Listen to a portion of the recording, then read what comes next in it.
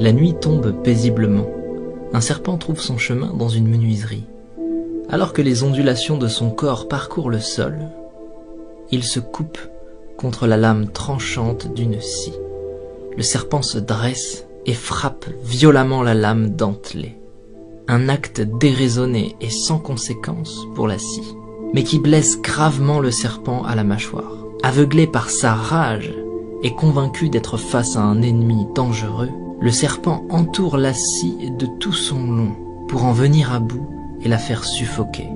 Une nouvelle attaque sans incidence sur l'ennemi, un ennemi pourtant sans conscience, vainqueur malgré lui d'un combat sans adversaire. Le serpent se tue lui-même sous l'effet de sa propre étreinte contre une lame aiguisée et apathique. Ignorant, le serpent est mort dans un combat contre lui-même, tué par sa propre colère. Le message est fort ici.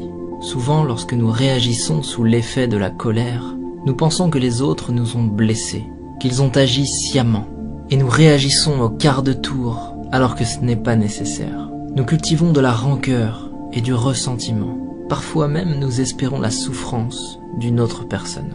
Mais en faisant cela, nous ne faisons que nous couper avec la lame de notre propre rage. Et cette énergie malsaine que nous déversons autour de nous n'atteint personne d'autre que nous-mêmes.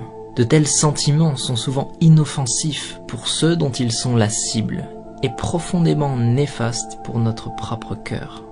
Lorsque nous réagissons sous l'effet de la colère, plutôt qu'avec compassion, personne ne gagne.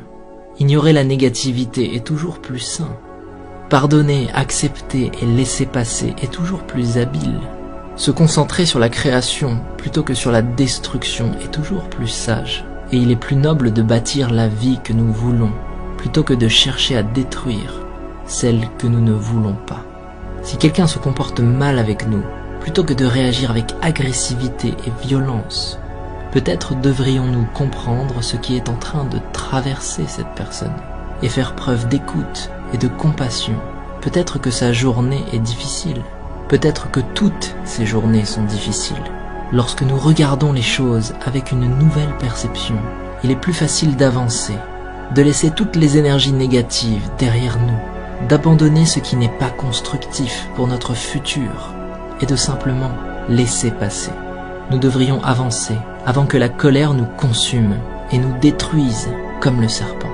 Ne réagissez pas, montrez de la compassion, ne ressassez pas, avancez et restez concentrés sur l'élaboration d'une vie meilleure pour vous-même.